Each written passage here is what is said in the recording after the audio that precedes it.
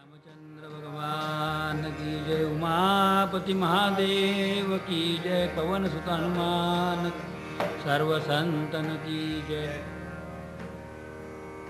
भगवान श्री राम जी का चरित्र अत्यंत दिव्य है एवं बहुत ही बड़ा सविस्तर विस्तीर्ण है। उनके लिए विस्तार से सुनना ही सर्वश्रेष्ठ है एवं योग्य है। बड़े संक्षेप में श्री राम जी के बारे में भागवत में लिखा है,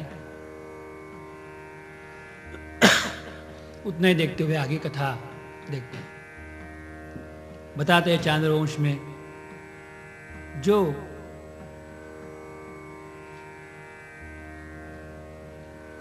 पुत्र के बारे में बताया गया, पहले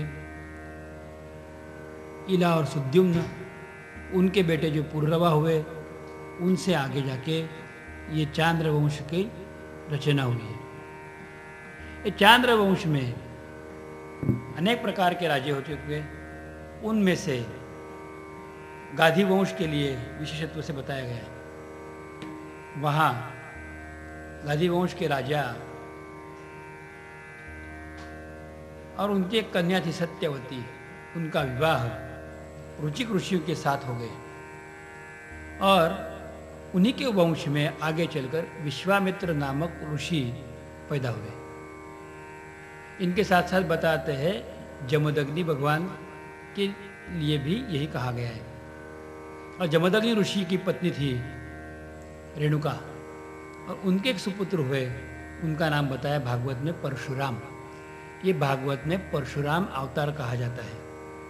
ये परशुराम जी महाराज जिन्होंने 21 बार पृथ्वी को निक्षत्रिय कर दिया, उद्दंड क्षत्रियों को उन्होंने मर्यादा में रहने के लिए बताया। यही दिव्य राजा परशुराम इनके चरित्र के लिए कहा गया था। अत्यंत संक्षेप के रूप में मैं आगे चल रहा हूँ। आगे के वंश में ययाति नामक राजा हुए, उनका देवयानी के साथ विवाह हुआ और उनके पुत्र जो हुए, उन पुत्रों में से एक का नाम था दुष्यंत। उन दुष्यंतों का शकुंतला के साथ विवाह हो गया। वो जो कण्व ऋषि के आश्रम में रहती थी, वो विश्वामित्र और मेनका की सुपुत्री थी। वही शकुंतला से उनको एक पुत्र प्राप्त हुआ। उन पुत्र का नाम उन्होंने भरत इस प्रकार से रखा। ये भरत नाम से ही इस अजनाब खंड को भारत नाम से जाना जाता है। पहले इसका नाम अजनाब खंड के रूप इस प्रकार था। भरत जी, इन्हीं के नाम से इस भूमि को भारत नाम से जाना जाने लगा। ये भरत वंश में आगे एक राजा हुए, उनका नाम है रंतिदेव। उनकी कथा भी अत्यंत दिव्य है। थोड़े इनके लिए हम सोचते हैं, सुनते हैं और आगे चले जाते हैं। ये राजा रंतिदेव भगवत इच्छा से जीते थे। उनकी पत्नी थी तथा एक सुपुत्र भी थे और राजा होते हुए भी स्वयं कष्ट कर रहे थे। जो भी उनके भाग में लिखा है वो जो मिलता, उसमें से ही वो अपने कुटुंब का भरण पोषण करते थे तथा राजकोष से कुछ भी नहीं लेते थे। एक समय की बात है, उन 50 दिन तक उनको कुछ काम न मिला। कार्य करते रहे राज का, लेकिन उन 50 दिन के बाद उनके भाग में थोड़ा सा काम मिला और उस काम में उनको कुछ प्राप्त रूप में थोड़ा सा आटा, थोड़ा गुड़ और पानी मिला। इनमें से उन्होंने भगवान के लिए प्रसाद बनवाया, शीरे के जैसा। और जो भी प्रसाद बना था, उस प्रसाद के उन्होंने 4 भाग बनाए। एक भाग देवताओं के लिए रखा, एक भाग अतिथियों के लिए दे दिया, एक भाग से गाय तथा वन्य पशुओं को खिलाया और एक भाग जो बचा था उसमें से उन्होंने 3 भाग बनवाए और 3 भाग में से एक भाग अपने लिए रखा, एक भाग पुत्र के लिए तथा एक पत्नी के लिए रखा। और ये सब देने के बाद वो अपना खाने वाले ही थे। उतने में एक अतिथि उनके सामने आ गए। चांडाल वेश में एक अतिथि आ गए, उनके साथ एक कुत्ता भी था और उन्होंने राजा के पास याचना की, मैं बहुत भूखा हूँ, अगर कुछ मिले तो मुझे थोड़ा सा खाने के लिए दीजिए आप। राजा ने अपने हिस्से में जो था प्रसाद वो उनको दे दिया, आप खाइए। उन्होंने खा लिया, उनको बड़ा ही संतुष्टता प्राप्त हुई।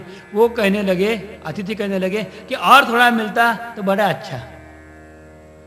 और थोड़ा जब बताया तब राजपत्नी ने अपने हिस्से का जो भाग था वो भी दे दिया, लीजिए आप भी। जैसे कि वो भी हिस्सा मिल गया, संतुष्ट हो गए। फिर उन्होंने बताया कि बहुत ही मन प्रसन्न हुआ, बहुत दिन तक खाने को नहीं मिला था, और अगर थोड़ा मिलता तो बड़ी अच्छी बात। बेटे ने अपने पास जो था वो भी दे दिया। उन 50 दिन के बाद खाने के लिए मिला था, लेकिन उनके नसीब में खाना नहीं था, जो भी सब कुछ दे दिया। उसके बाद उनके आंखों के सामने सिर्फ पानी था थोड़ा सा, जो पीकर जीने वाले थे। लेकिन उसी समय वो अतिथि के साथ आए हुए जो श्वान थे, कुत्ता था, वो भूख के मारे तड़पते तड़पते मरने लगा। तब अतिथि कहने लगे कि इसको अगर थोड़ा जल मिल जाए तो ये बच जाएगा। तो उनके पास जो जल था उन्होंने वो कुत्ते को पिलाया। तीनों ने भी अलग अलग पृथक पृथक जल कुत्ते को पिलाया। कुत्ते ने तो जल पी लिया, वो तो सुधर गया, लेकिन उनके आंखों के सामने उनके पुत्र का देहांत हो गया। पुत्र के मृत्यु के पश्चात राजा रंतिदेव की आंखों के सामने उनकी पत्नी का भी स्वर्गवास हो गया। और फिर भूख के मारे तड़पते हुए राजा रंतिदेव उनके भी प्राण चलने लगे। उस समय उन्होंने भगवान को याद किया और बोले, हे प्रभु, हे भगवान, आपने मरते मरते हमें किसी के काम में आने का मौका दिया, इसलिए आपको बहुत बहुत धन्यवाद। इतना कह दिया और अपने आंखें बंद कर दी। उसी समय वो अतिथि के वेश में आए, चांडाल के वेश में आए भगवान ठाकुर जी प्रकट हो गए और बोलते, राजन, तुम्हारा कल्याण हो। आप कौन है? तो मैं भगवान हूँ। तो तुमने ही अतिथि के रूप में आकर मेरी परीक्षा की? हाँ, मैंने ही परीक्षा की थी। तो बोले, ये कैसी परीक्षा हो सकती है? तो आपको वरदान में क्या चाहिए? रंतिदेव कहते हैं कि मुझे एक वरदान दो, जो और ये इस प्रकार से वरदान दो कि ये दुनिया में कोई भी दुखी न रहे, सबका दुख मुझे अकेले को मिले, लेकिन सब लोग सुखी हो जाए, यही मुझे वरदान चाहिए। इस दुनिया में जितने भी लोग हैं उनके नसीब में जो भी दुख लिखा हो वो सब मुझे दो, लेकिन सब लोग सुखी हो जाए। उनकी वैदिक प्रार्थना है, सर्वे त्र सुखिनः सन्तु, सर्वे सन्तु निरामया, सर्वे भद्राणि पश्यन्तु, मां कश्चित् दुख भाग भवेत्। कोई दुखी न हो, कोई चिंताग्रस्त न हो। भगवान ने वरदान दिया, बताया कि जिनके कर्म भाग में है उनका 10% भाग तो उनको भुगतना पड़ेगा, बाकी सब तुमने भुगत लिया है। प्रभु को कहते हैं, अभी भगवान, अगर आपकी भजन पूजन कीर्तन करना है तो इतनी कठोर परीक्षा इसके आगे किसी की मत लो, ये गलत बात है। हम तो आपके भक्त हैं, आप जैसे रखेंगे वैसे ही हम रहेंगे, लेकिन इस प्रकार से परीक्षा लेना आपको शोभा नहीं देता।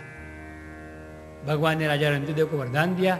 ये रंतिदेव का चरित्र, चांद्रवंश में से चरित्र, अपने मन की शुद्धि करने के लिए अत्यंत पवित्रतम ऐसे चरित्र है कि जैसे कि अपने हाथ में जो आए उसमें जो दूसरे को दे सकता है, दूसरे काम में आ सकता है, जितना हो सके उसे दूसरे के काम में आ सकता है। अपने को दुख भुगतते हुए भी दूसरे के लिए जो सेवा करता है, प्रभु का अत्यंत प्रिय है। जो कुत्ता थे वो वेद धर्म के रूप में प्रकट हुए।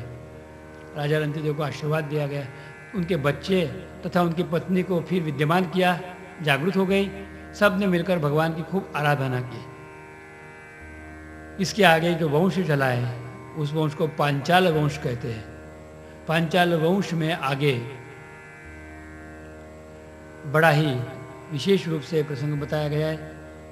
उसके आगे का वंश जो है तो भगवान वेदव्यास जी के जरिए चला और उसी वंश को कौरव वंश बोला जाता है। सत्यवती के पुत्र वेदव्यास जी महाराज, उनकी तरफ से अंबिका और अंबालिका, इन दोनों को जो गर्भदान दिया गया उसमें से 3 बेटे उन्होंने जन्म लिया, पंडु, धृतराष्ट्र एवं विदुर महात्मा। धृतराष्ट्र से जो संतति हुई उनको 100 बच्चे हो गए गांधारी से, उनका नाम कौरव के रूप में जाना जाता है। महाराज पंडु की 2 पत्नियां थी, कुंती तथा माद्री। उनको बाद में श्राप मिला था, इसलिए उनकी कोई संतति नहीं हुई, लेकिन दुर्वास ऋषि की कृपा से कुंती के पास प्रभु के कुछ वरदान थे, उसमें से उनको 5 पुत्र हुए, जिनका नाम राजा युधिष्ठिर, भीम, अर्जुन, नकुल और सहदेव इस प्रकार से जाना जाता है। और दूसरे जो भी राजे थे उनका मगध देशीय राजे बोलते, जिनमें शिशुपाल, वक्रदंत आदि राजे थे। यह नंदन अनु से द्रुहु हुआ, उसका पुत्र तुर्वसु, उसका पुत्र यदु हुआ और यदु का पुत्र पुरु हुआ। यदु से यादव वंश बना। यादव वंश में राजा जामक बना, जिनका शैब्या नामक कन्या से विवाह हो गया। उनसे ही आगे का वंश चला है। एक राजा थे चित्ररथ, उनके पुत्र विदुररथ, उनके पुत्र शूर, उनके पुत्र भजमान, उनके पुत्र शिनी, उनके स्वयंभोज, उनके रुदिक इस नाम से पुत्र हुए। रुदिक को 3 पुत्र हुए, उनके नाम देहबाहु, देवबाहु, शतधनवा और कृतवर्मा इस नाम से जाने जाते हैं। उनके एक पुत्र हुए, उनका नाम हुआ देवमिठ। देवमिठ से उनके एक पुत्र हुए, उनका नाम था शूर। यहाँ से यादव कुल में शूर मंडल तथा यादव मंडल की शुरुआत हो गई। शूर की पत्नी थी, उनका नाम था मारीशा। शूर और मारीशा को 10 पुण्यात्मा पुत्र हुए और 5 कन्याएं हुई। पहले तो ये निपुत्र था, लेकिन बाद में उनके ऊपर भगवान की कृपा हो गई और उनको 10 पुत्र हो गए। सबसे बड़ा पुत्र था, उनका नाम था वसुदेव। उनका जन्म जब हुआ तब आकाश में देवताओं ने दुमदुमी बजाई, इसलिए उनका नाम आनक दुमदुमी ऐसा ही पड़ा। दूसरे पुत्र थे, उनका नाम देवभाग, देवश्रवा, आनक, सृंजय, श्यामक, कंक, शमिक, वत्स और वृक, इस प्रकार इनके अन्य भाइयों के नाम हैं। तथा उनकी 5 भगिनी भी थी, ये पुत्रों की राजा शूर और मारीशा को और 5 कन्याएं भी हुई थी। इसके पहले कन्या का नाम था पृथा, ये सबसे बड़ी कन्या थी, वसुदेव से भी बड़ी। ये पृथा ने जब जन्म लिया तब ये शूर का एक मित्र थे, उनका नाम था कुंती भोज। उनको कोई संतति नहीं थी। उन्होंने अपने मित्र को बताया कि तुम्हें जो संतति हुई है वो मुझे दे दो। उसने बड़े सम्मान के साथ अपनी पुत्री उसको उनकी पुत्री के रूप में दे दिया, दत्तक विधान किया पुत्री का। वो कुंती भोज को देने के कारण उनका नाम कुंती पड़ा। वही कुंती पांडवों की माता के रूप में जानी जाती है। दूसरे जो बहन थी उनकी, उनका नाम है श्रुतदेवा, श्रुतकीर्ति, श्रुतश्रवा और राजाधिदेवी। इन सब के साथ वसुदेव जी उनके सबसे बड़े भाई हैं। वसुदेव के पिता शूरसेन, उनके मित्र कुंती भोज, और ये कुंती भोज से कुंती से 5 पांडव, और ये बड़ा ही प्रेम का रिश्ता आगे जाके चलता है। वसुदेव जी को ये अन्य पत्नियां हैं, उनके नाम है पौरवी, रोहिणी, भद्रा, मदिरा, रोचना, इला, और उनकी आखिरी पत्नी है जो महाराज देवक की पुत्री तथा कंस की चचेरी बहन थी, उनका नाम था देवकी। वो देवकी वसुदेव की जो पत्नी हुई, उनको बहुत ही दुख सहना पड़ा, और बहुत दुख एवं परीक्षा देने के पश्चात भगवती देवकी ने 6 पुत्रों को जन्म दिया। जैसे उनका जन्म हुआ उसी समय दुर्भाग्यतापूर्ण रूप से कंस ने, यानी कि देवकी के चचेरे भाई ने उनके साथ बर्ताव किया और 6 के 6 पुत्रों को मार दिया। 7वें रूप में बलराम जी प्रकट हुए, लेकिन ये गर्भ का संकर्षण होते हुए दूसरी पत्नी जो रोहिणी है उसके गर्भ में ये स्थापित कर दिया गया। ये बच गए, लेकिन देवकी को अपने ये पुत्र है इनका अनुभव ज्ञान बहुत देर से हुआ। और देवकी और वसुदेव के 8वें पुत्र के रूप में जो प्रकट हुए, उन्हीं का नाम वासुदेव के रूप में जाना जाता है। उन्हीं का दूसरा नाम श्याम है, उन्हीं का एक नाम कृष्ण भी है। यही श्रीमद् भागवत के भगवान श्री कृष्ण बोले जाते हैं। सुखदेव स्वामी महाराज कहते हैं कि जब जब संसार में धर्म का ह्रास होता है तथा पाप की वृद्धि होती है, तब सर्वशक्तिमान सर्वशक्ति संपन्न भगवान श्री हरि स्वयं अवतार लेते हैं।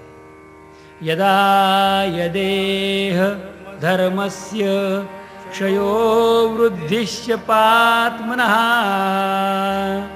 तदा तु भगवान ईश आत्मानं सृजते हरिः। आत्मानं सृजते हरिः। भगवान किसी से कहने से नहीं, स्वयं अपने रूप से प्रकट हो जाते हैं, धर्म की रक्षा करने के लिए, पापियों को मारने के लिए तथा प्यार की वृद्धि करने के लिए। भगवान कैसे है? भागवत में 9वें स्कंद में बताया गया कि भगवान आत्ममाया, अपने आत्ममाया से भगवान प्रकट होते हैं। ये भगवान और उनकी कथाएं अत्यंत दिव्य है। राजन, तुमने मुझे पूछा था, उस प्रकार से मैंने सूर्य वंश तथा चांद्र वंश की अनेकों कथा कही। अब तुम्हें क्या सुनना है मुझे बताइए। बताते हैं, हे प्रभु, आपने बड़े ही विस्तार से हमें बताया। चांद्रवंश एवं सूर्यवंश की कथा आपने बताई, लेकिन हमारी इच्छा है आपने कृष्ण के बारे में अत्यंत संक्षेप में बताया। मेरे इष्टदेव भगवान श्री कृष्ण हैं, इनके बारे में आप मुझे कुछ बताएं। भगवान श्री कृष्ण के बारे में महाराज बताने वाले हैं। भगवान श्री कृष्ण के जन्म की कथा अब गाने जाने वाली है। भगवान वेदव्यास जी के सुपुत्र भगवान शुक महामुनि राजा परीक्षित को भगवान श्री कृष्ण के अवतार ग्रहण की कथा कहते हैं कि जो कथा सुनते ही पापों का समस्त दोषों का नाश हो जाता है। अपनी मन की एवं चित्त की एकाग्रता करते हुए भगवान अवतार लीला का कथा प्रसंग हम सब सुने। मन एकाग्र करने के लिए प्रभु का नाम सुमिरन करते हैं और ये कथा सुनते हैं। भैरव भगवान का नाम संकीर्तन करते हैं। ओम नमो नारायण। ओम नमो नारायण। ओम नमो नारायण। ओम नमो नारायण। शरणं मम श्रीराम शरणं मम श्रीराम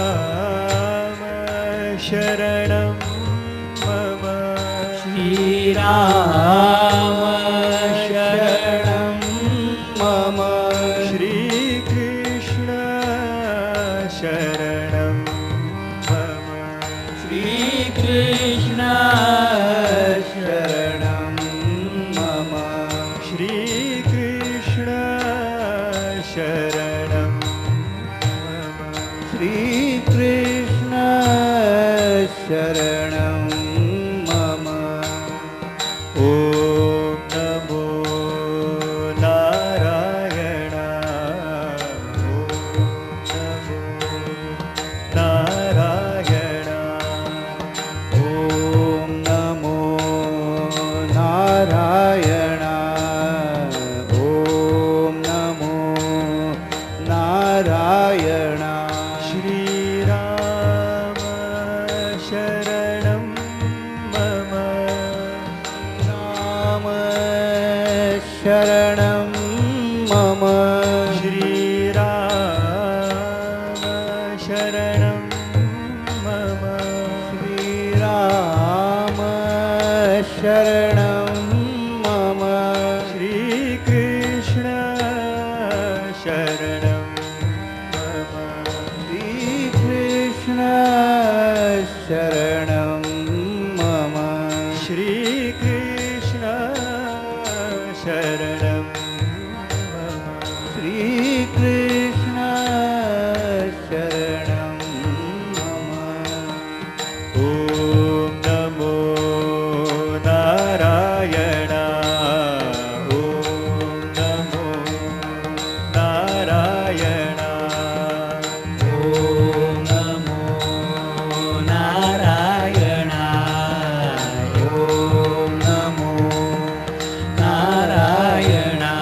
श्रीराम शरणं मम श्रीराम शरणं मम श्रीराम शरणं मम श्रीराम शरणं मम श्रीकृष्ण शरणं मम श्रीकृष्ण शरणं मम श्रीकृष्ण शरणं मम श्रीकृष्ण शरणं मम।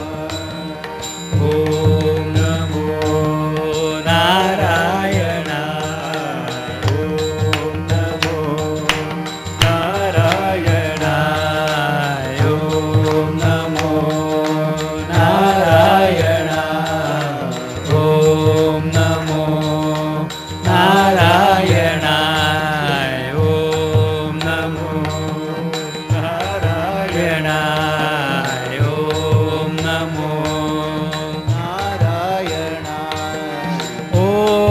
नमो नारायणाय। ॐ नमो नारायणाय। ॐ नमो नारायणाय। ॐ नमो नारायणाय। ॐ नमो नारायणाय। ॐ नमो नारायणाय। ॐ नमो नारायणाय। ॐ नमो नारायणाय। ॐ नमो नारायणाय। ॐ नमो नारायणाय। ॐ नमो नारायणाय। ॐ नमो नारायणाय। श्रीराम शरणं मम। श्रीराम शरणं मम। श्रीकृष्ण शरणं मम। श्रीकृष्ण शरणं मम। श्रीकृष्ण शरणं मम।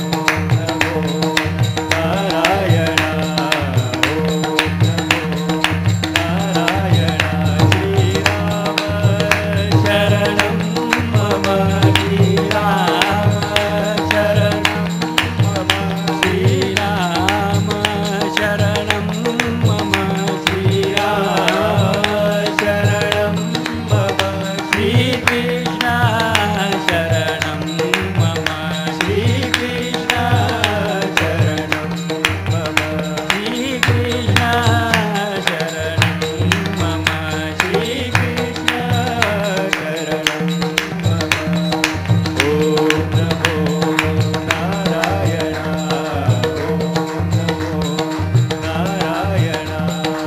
ॐ नमो नारायणाय। ॐ नमो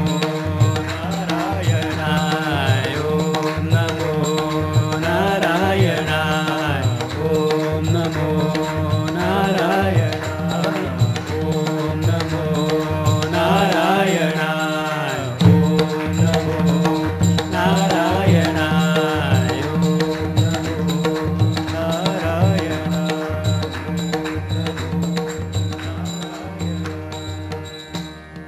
सच्चिदानंद रूपाय विश्वोत्पत्त्यादिहेतवे तापत्रय विनाशाय श्रीकृष्णाय वयं नमः। राजोवाच कथितो वंशविस्तारो भवता सोमसूर्ययोः राज्ञां चोभयवश्यानां चरितं परमाद्भुतम् यदोष्य धर्मशीलस्य नितरां मुनिसत्तम तत्रांशेनावतीर्णस्य विष्णोर्वीर्याणि शंसनः अवतीर्यं यदोर्वश्ये भगवान् भूतभावनः कृतवान् यानि विश्वात्मा तानि नो वद विस्तरात्। हे भगवान, बड़े विस्तार से आपने मुझे अभी तक चंद्रवंश तथा सूर्यवंश की कथा सुनाई। मैं कृतकृत्य हो गया। लेकिन ये बड़ा ही विस्तार से ये बात हुई, अत्यंत विस्तार से आपने मुझे सब बातें बताई। हे महात्मन, मैं वो जानना चाहता हूँ कि मेरे इष्ट देव भगवान श्री कृष्ण, उनकी बात आपने बड़े ही संक्षेप में बताई थी। तो वो जो बात है भगवान की बात, वो मैं सुनना चाहता हूँ। उसके लिए आप मेरे ऊपर कृपा करें। मुझे जो बात बतानी है, आपसे पूछनी है, वो दीर्घ भगवान श्री कृष्ण के बारे में मुझे जानना है, जिन्होंने अवतार लेते हुए इस पृथ्वी पर आते हुए ब्रह्मांड को अत्यंत सुखीवत बनाया था कि मौना उनके दर्शन से ही सब प्राणी मात्राओं के हृदय में अत्यंत प्रेम उत्पन्न हो रहा था, जिनके अनोखी छवि से पूर्ण विश्व मनोहारी हुआ है। उन प्रभु की बात मुझे सुनिए। मेरे पिताजी जिनके सेवक थे, तथा मेरे दादाजी सब पांडव जिनकी कृपा से अनायास ये युद्ध तथा संसार सागर तैर कर दूसरी तरफ चले जा पहुँचे, उन भगवान श्री कृष्ण की कथा मुझे सुननी है। मेरी माता ने पुकारते ही जो मेरे माता के विनती से मेरे लिए मेरे गर्भ में आए और जिन्होंने मेरे भी गर्भ में ही मेरी रक्षा की थी, उन प्रभु को मुझे सुनना है। महाराज, ये जो शरीर आपके सामने है, जो केवल कौरव और पांडव दोनों वंशों का एकमात्र सहारा रूप में बचा था, वो अश्वत्थामा की अग्नि से कब का जल चुका था, लेकिन जिनकी दया से ये बच गया, ये प्रभु की लीला मुझे बताइए। ये भगवान, आपने बताया कि बलभद्र ये रोहिणी के पुत्र थे, लेकिन आपने ये भी बताया कि ये पहले ही देवकी माता के पुत्र थे। मुझे उन बलभद्र भगवान की भी कथा सुननी है। जो नंद बाबा है, उनके यहाँ भगवान जाके बसे हुए थे, ऐसे मैंने महात्माओं से सुना है। मुझे वो भी कथा सुननी है कि जिससे जिन्होंने मनुष्याकार सच्चिदानंद विग्रह धारण करते हुए पूरी जगत को पालन किया था, जो माया तथा माया कार्य से संपूर्णता अलिप्त है, ऐसे भगवान की दिव्य मनोहरी कथा मुझे आप सुनाइए। हे भगवान, उनकी बाल रूप की अवस्था की मुझे बात बताइए, जिन्होंने अपने मित्रों के साथ, अपने बच्चों के साथ, जो खिलवाड़ में ही, खेल खेल में ही गोवर्धन जैसे बड़े पर्वत को उखाड़ लिया था, ऐसे मैंने संतों से सुना, जिन्होंने अपने करांगुली पे वो पर्वत को पकड़ के रखा था। उन भगवान के वीर्य की, शक्ति की, दिव्यता की, परीक्षा की सुंदर कथाएं आप मुझे बताइए। जिन्होंने बच्चों की तरह एक गेंद के समान अक्रूर के साथ जाते हुए उन्होंने बच्चों के समान, गेंद के समान कंस, चाणूर आदि राक्षसों को उछल कर भूमि पर मार गिराया था, उन प्रभु की कथा मुझे सुनाइए। जिन्होंने लीला में ही कंस के मारने के बाद जरासंध आदि राजाओं को परास्त किया तथा द्वारिका का निर्माण किया, ऐसे महानुभाव कहते हैं, इन प्रभु की कथा आप मुझे सुनाइए। जिन्होंने महाभारत युद्ध में हमारे पूर्वजों का साथ दिया था, उन प्रभु की लीला हमें सुनाइए। जो भक्तों के इष्ट देवता है तथा हृदयस्थ रहने वाले भगवान श्री कृष्ण है, उनकी कथा मुझे सुनने में बड़ा ही आनंद हो रहा है। हे प्रभु, आप मुझे भगवान श्री कृष्ण की कथा विस्तार से बताइए। जो मैंने पूछा वो सब बताए, जो मुझे मालूम है इसे भी विस्तार से बताए, और जो मुझे बिल्कुल मालूम नहीं, ये भी बात आप सविस्तर रूप से मुझे बताए। मुझे भगवान के विजय का, पराक्रम का एवं उनकी अचिंत्य शक्ति का, उनसे आशीष शक्ति से मुझे ज्ञात करवाई। राजा परीक्षित ने अपने मन में भगवान के प्रति जो स्नेह है, जो वात्सल्य भाव है, उस सब का जिक्र किया, और प्रभु के लिए, प्रभु की कथा सुनने के लिए उन्होंने आग्रह अपने सदगुरु के सामने रखा। कहते हैं, माया मनुष्य से वशस्य विद्वन, जिन्होंने माया का आश्रय लेते हुए मानवता का शरण धारण किया था, लेकिन वो साक्षात स्वयं परमात्मा थे, उनकी कथा मुझे सुननी है। राजा परीक्षित ने जो पूछा, कहने के लिए महाराज शुक्रदेव तैयार थे, लेकिन कृष्ण कथा के लिए एक संकेत है कि कृष्ण कथा अनाधिकारी लोगों के सामने जानी नहीं चाहिए। कोई परीक्षा तो लेनी चाहिए। जो गुरु मार्ग में तत्पर है तथा भगवान के लिए जो तत्पर है, उन्हीं को ये कथा कही जाती है। महाराज शुक्रदेव राजा परीक्षित की भी परीक्षा करनी चाहते हैं। उन्हें बताया कि राजन, गत 4 दिन से आप मेरे साथ बैठे हो और कथा विस्तार से सुन रहे हो। मैं मानता हूँ कि 4 दिन से आपने कुछ खाया नहीं। अगर आपको भूख लगी हो, प्यास लगी हो, तो कृपया आप उठिए, थोड़ा जल लीजिए, फल खाइए। आपके व्रत में इसमें की कोई बाधा नहीं आएगी। मैं आपको सब कहने के लिए तैयार हूँ। जैसे उन्होंने सुना, परीक्षित जी ने सुना कि अपने गुरुदेव अपने मुझे कहते हैं कि फल खाइए, पानी पीजिए, उनको लगा कि मेरे से कोई गलती तो नहीं हुई। मैंने अनशन व्रत लेके बैठा हूँ, मृत्यु आने तक कुछ खाना पीना नहीं, ऐसे मैंने सोच के बैठा हूँ। और उस समय गुरुदेव मेरे इस तरह से कहते हैं, क्या हो गया होगा? उठ खड़े हुए, अपने गुरुदेव को प्रणाम किया और दंडवत उनके चरणों पे गिर पड़े और कहते हैं, नैशाति दुस्सहा क्षुन्मां त्यजोक्तमपि बाधते। पिबन्तम्। एक समय की बात है कि मुझे प्यास ने बड़ा ही मजबूर किया था। बहुत भूख लगी थी, बहुत प्यास लगी थी, और उस समय मेरे हाथ से बहुत गलती हुई। मैंने मेरे हाथों से धनुष की नोक से एक ऋषि के गले में सर्प की माला पहनी थी। लेकिन ये बात इतिहास की हो गई। आपकी मुखारविंद से मैं अमृतपान कर रहा हूं, भगवान कथा सुन रहा हूं। अब कैसी भूख, अब कैसी प्यास? पिबन्ति त्वन्मुखाम्भोज अच्युतम हरिकथामृतम। आपके मुख से मैं अभी सुन रहा हूं। पिबन्ति त्वन्मुखाम्भोज अच्युतम हरिकथामृतम। तब तो जीव को शाम तक सांत्वना देने वाली हरिकथा आपके मुखार विदय से मैं सुन रहा हूं। आप मुझे वो कथा सुनाए जो मैं जानना चाहता हूं। अगर मेरे से कोई गलती हुई हो तो कृपया आप मुझे क्षमा करें, कृपया आप मुझे क्षमा करें। आपका बालक समझे और मुझे भगवान के बारे में समझाइए कृपा करके। जिसके लिए मैंने मेरे प्राण पकड़ के रखे हैं उसके बारे में मुझे कुछ बताइए, उनके जन्म के बारे में मुझे बताइए। जैसे ही अभिमन्यु नंदन का आंतरिक भाव महाराज सुखदेव ने सुन लिया, उनका मन आनंद से जाग उठा। मन में तो आनंद की लहरें बह रही थी, लेकिन वो देख रहे थे कि मैं जिसको कथा कहने वाला हूं, क्या उसके मन में भी आनंद है? क्या उसको भी उसके बारे में कोई रुचि है? कृष्ण कथा अरुचि को कहने की कोई बात नहीं, तो मुझे कहने चाहिए, इसलिए मैंने पूछा।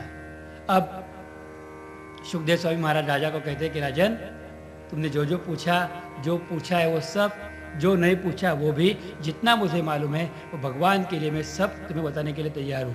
प्रत्यर्च कृष्ण चरितम कलि कलमशग्नम व्याहर्तु महाभारत भागवत प्रधान।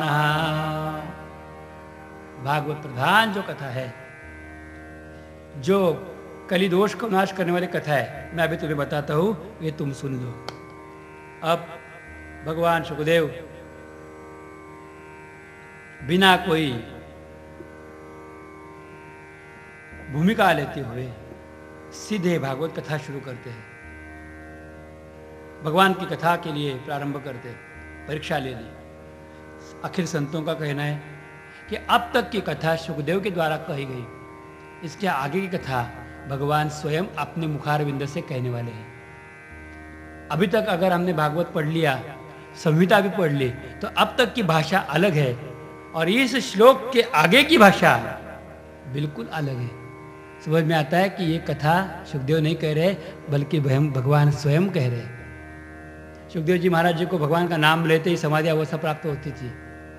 इतना समय कहाँ था राजा परीक्षित के पास, लेकिन जब कथा के लिए परीक्षित राजा तत्पर है, देख लिया जिनकी कथा सुनने से अंतःकरण के मलिन आदि दोष का नाश होता है, वो कथा कहने के लिए भगवान स्वयं उद्युक्त हुए और कथा का प्रारंभ होता है।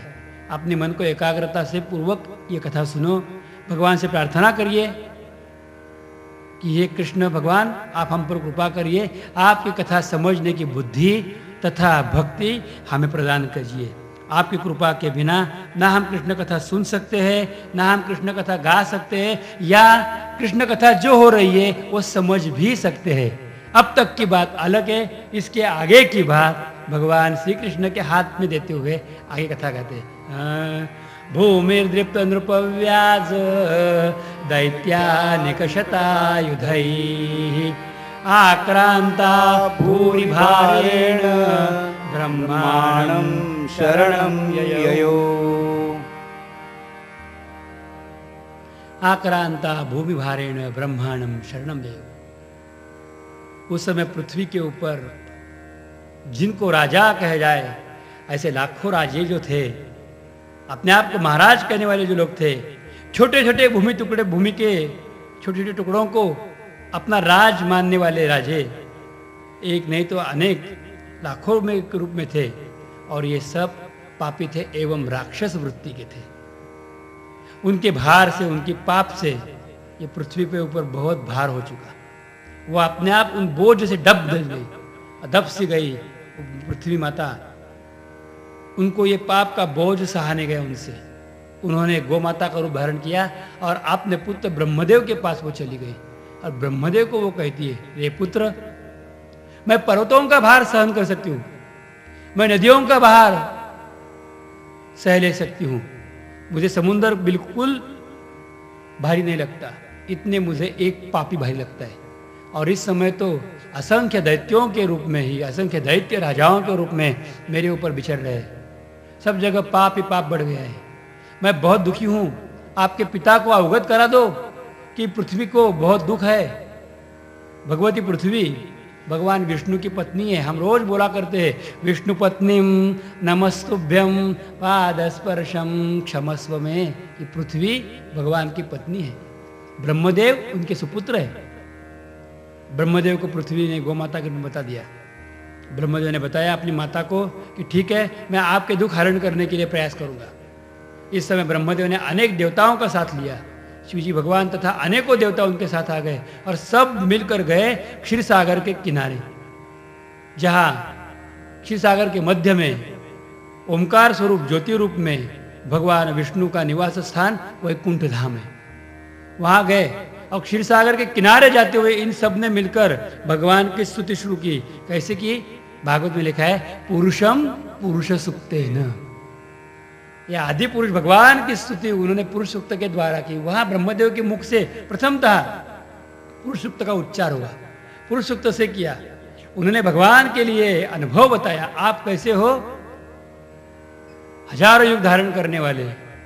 इतना ही नहीं तो जिनको हजारों आंख, हजारों हाथ, हजारों पैर ऐसे है, जिनके एक अंश से ये पूरा ब्रह्मांड भरा हुआ है, ये भगवान महाविष्णु की हम वंदना करते हैं। हरि ओम सहस्र शीर्षा पुरुष सहस्राक्ष सहस्रपाद स भूमिं विश्वतो स्मृत्वा त्यतिष्ठत् दशांगुलम्। भगवान की वंदना करते हुए कहते हैं, आपके शरीर में ही चारों वर्ण स्थित है। आप ही अनेक प्रकार से प्रकट हुए हैं। ब्राह्मणस्य मुखमासीत् बाहुराजन्य कृतः ऊरू तदस्य यद वैश्यपद्भ्याम शूद्रो अजायत।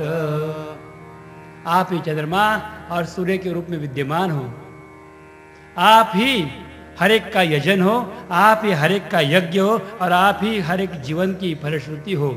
यज्ञेन यज्ञमयजन्त देवास्तानि धर्माणि प्रथमान्यासन् देहनाकं महिमानः हचन्त यत्र पूर्वे साध्याः सन्ति देवाः। भगवान के लिए वो गाने लगे। नमो स्वनन्ताय सहस्रमूर्तये सहस्रपादाक्षशिरोर्बावे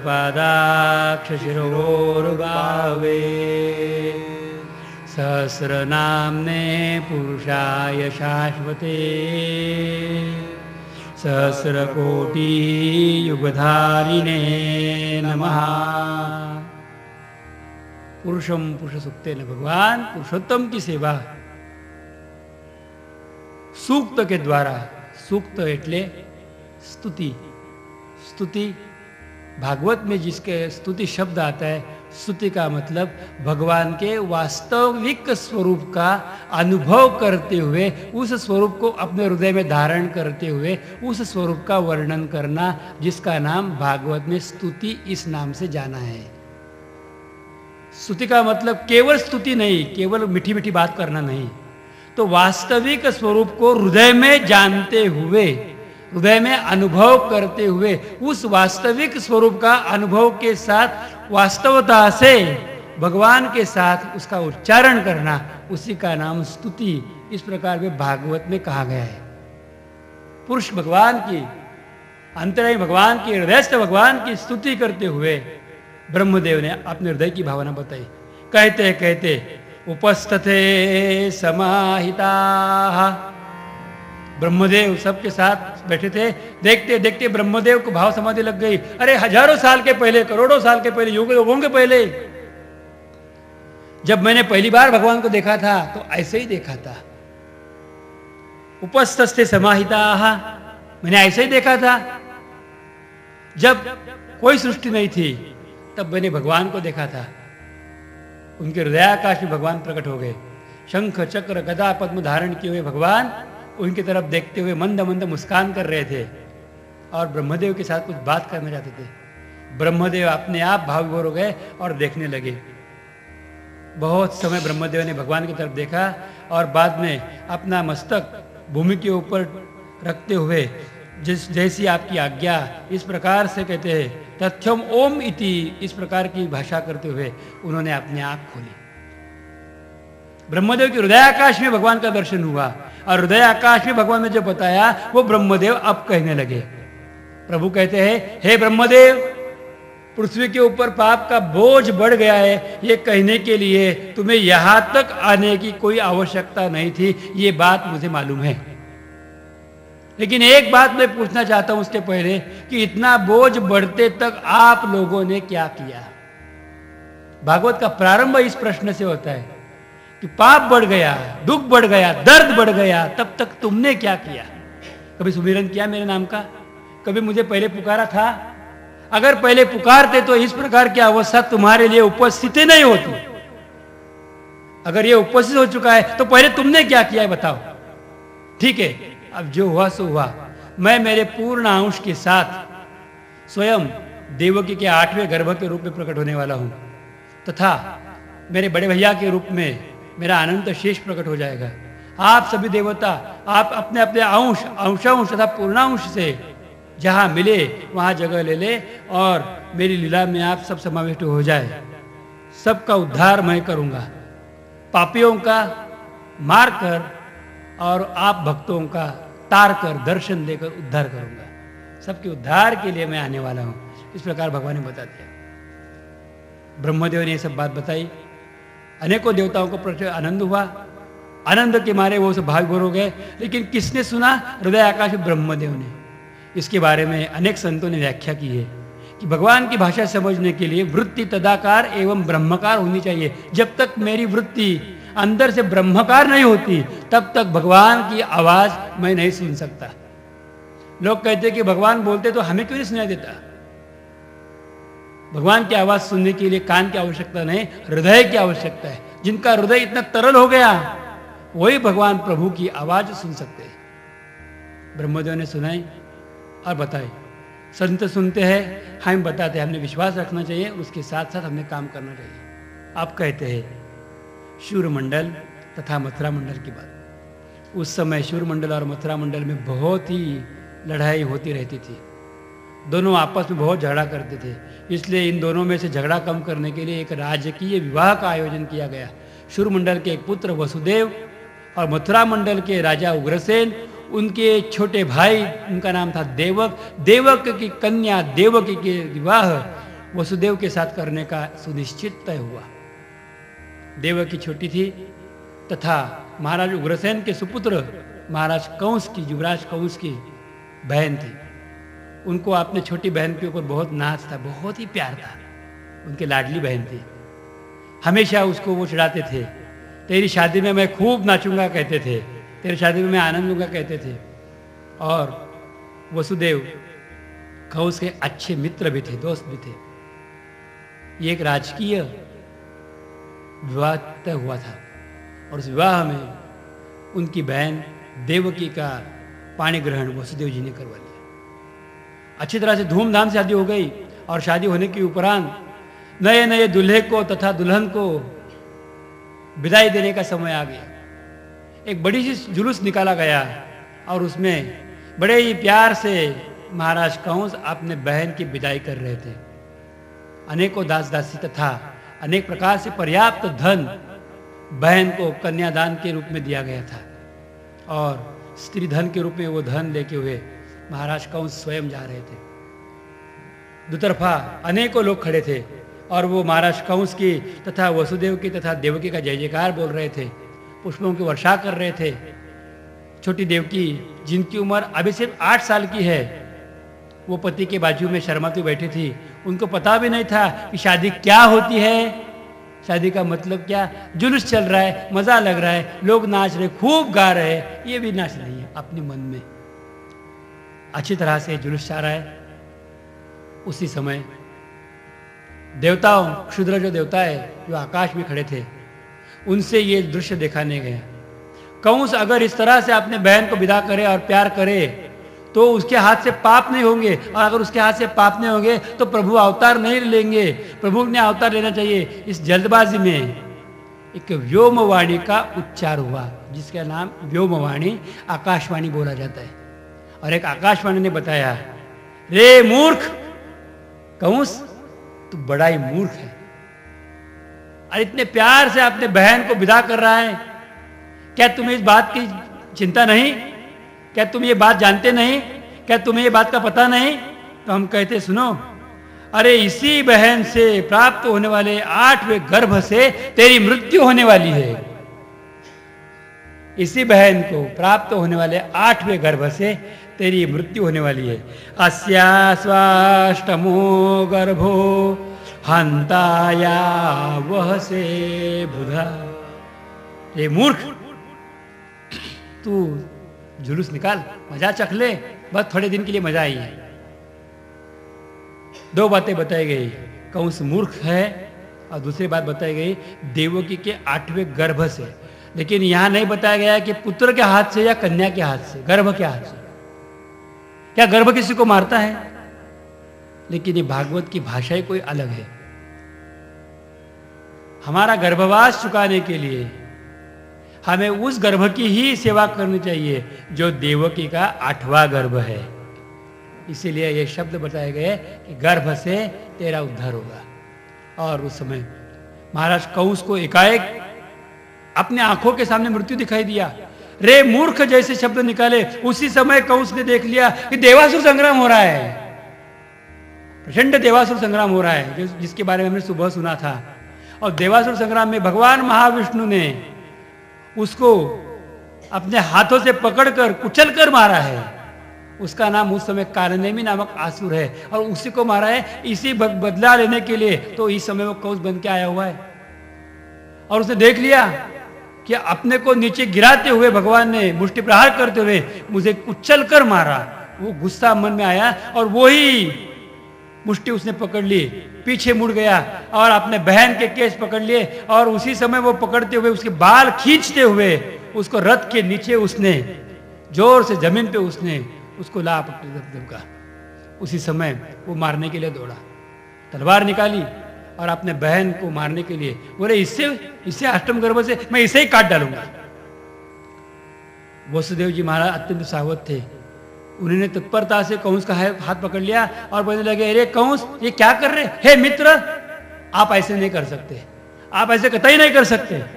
आप आपके बहन को नहीं मार सकते। मैं मारूंगा, मैं जरूर मारूंगा। आपने सुना नहीं आकाशवाणी ने क्या बताया? मैंने सुना। हे मित्र, फिर भी आप नहीं मार सकते। क्यों नहीं मार सकता? बोले, इसके बहुत से कारण हैं। एक तो ये आपसे बहुत छोटी है, आपकी बहन है। इतना ही नहीं, आपकी पुत्री के उम्र की है।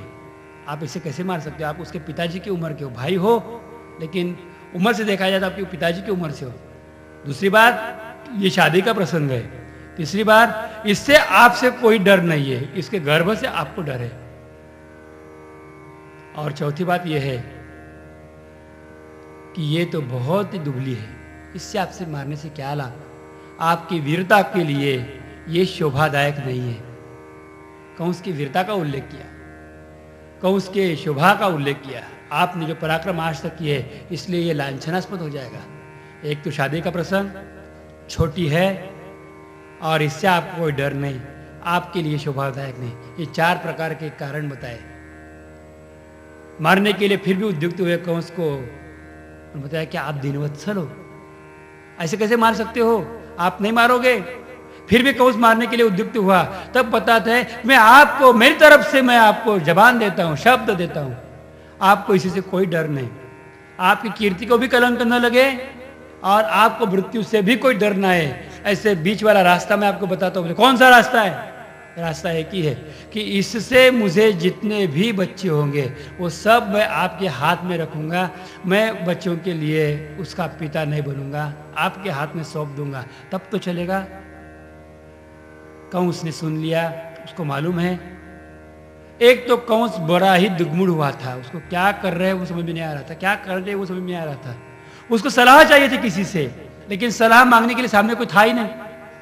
तो यही दोस्त ने सलाह दी तो वो मान ली, बहन को छोड़ दिया। कंस तो निकल गए लेकिन रंग का बेरंग हो गया। वही की यात्रा वही रुक गई, थम सी गई। देवकी बहुत डर गई थी। वसुदेव ने उसको अपने गले लगाया, बहुत समझाया प्यार से, चिंता मत कर, कोई चिंता मत कर, ठाकुर जी सब ठीक करेंगे। वो पूछ रहे थे कि मेरे भाई मेरे ऊपर गुस्सा क्यों हुए, क्यों मुझे मार रहे थे। सुनो, देवकी उस समय 8 साल की थी, उसको कोई बात समझ में नहीं आ रही थी। ऐसे क्यों हो रहा है, क्यों हो रहा है, उसे समझा बुझा के लेके गए, घर लेके गए। धीरे धीरे देवकी बड़ी बड़ी होती जाई और बड़ी होते जाने के बाद एक दिन उसके ऊपर कृपा का या दुख का पता नहीं, लेकिन आ गया। वो बड़ी हो गई और उसके पहली बार दिन ठहरे। महाराज वसुदेव को बड़ा ही आनंद हुआ। देवकी पहली बार गर्भवती हुई।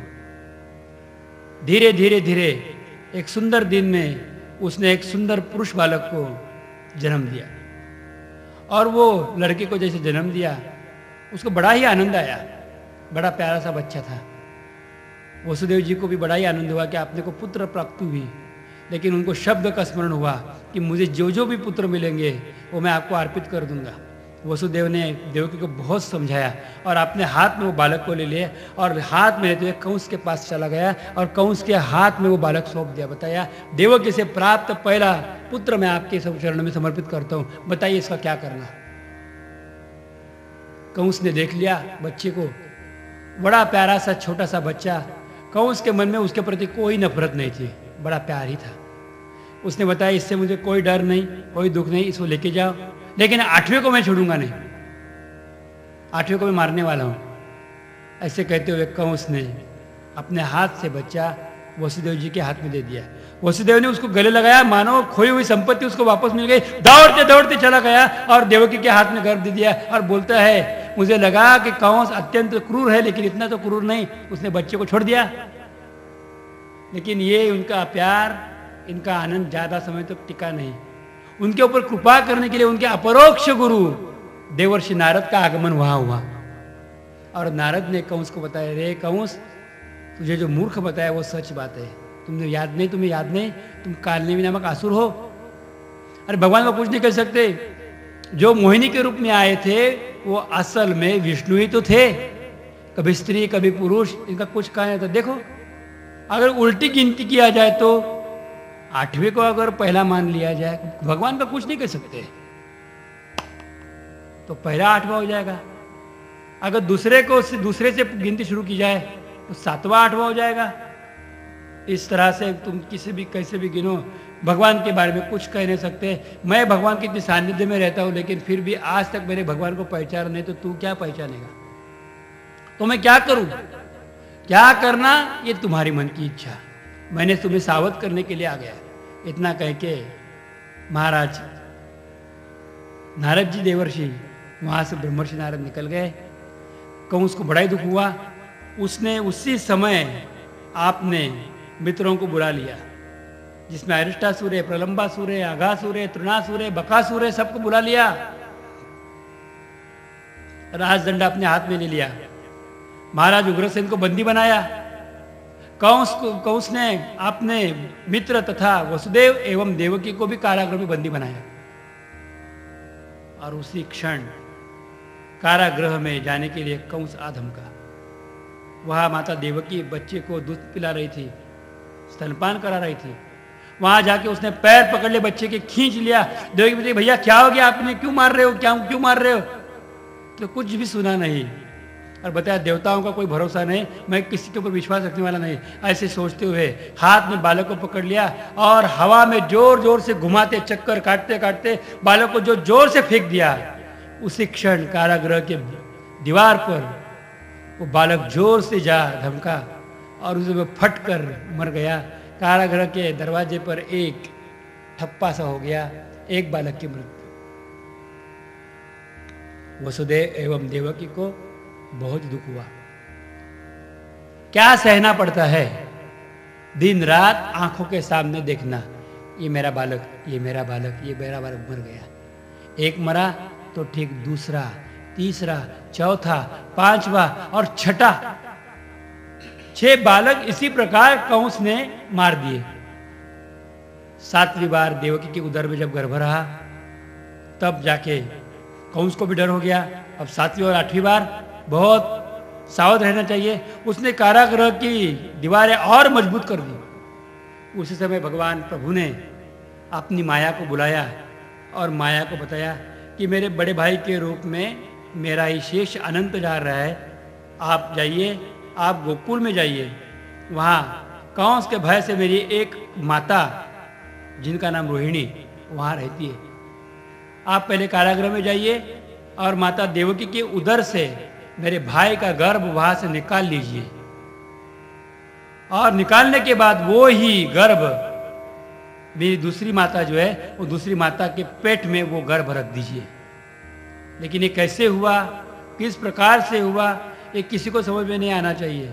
एक पेट से गर्भ निकाला जाता है और दूसरे पेट में रखा जाता है, लेकिन किस प्रकार से होगा वो किसी को समझ में नहीं आना चाहिए। इतने लोग कहेंगे कि देवकी का गर्भपात हो गया और उसी समय आप नंदरानी यशोदा के कोख से आप जन्म लीजिए, मैं 8वें रूप में स्वयं आने वाला हूं और मैं गोकुल में जाऊंगा। आप कंस के हाथ से निकल जाइए, आप मेरा उतना काम करिए। गच्छम देवी व्रजम भद्रे गोप गोभीर्लकं कृतम अथांश भागेन देवक्या पुत्रताम शुभे। मैं देवकी के पुत्र के रूप में आ जाऊंगा, आप जाइए और इतना मेरा काम करिए। कलयुग में आपकी धूप दीप उपहार से पूजा हो जाएगी। आपको कलयुग में देवी के नाम से जाना जाएगा। आपको दुर्गा, भद्रकाली, विजया, वैष्णवी, कुमुदा, चंडिका, नारायणी आदि नाम से लोग पुकारेंगे। कलयुग में आप वरदायिनी हो जाओगी। इस तरह से वरदान दिया। जैसी आज्ञा कहते हुए भगवती माया आ गई और उसने देवकी के गर्भ से गर्भ को निकालकर माता रोहिणी के गर्भ में स्थापित कर दिया और 5वें दिन रोहिणी माता प्रसूत भी हो गई और भगवान बलभद्र का जन्म हुआ। हम उनके नाम का जय जयकार करते हैं। बलभद्र भगवान की जय। भाद्रपद शुक्ल पंचमी के दिन मध्याह्न के समय बलभद्र भगवान में प्रकट हुए। उसके बाद की बात कहते हैं।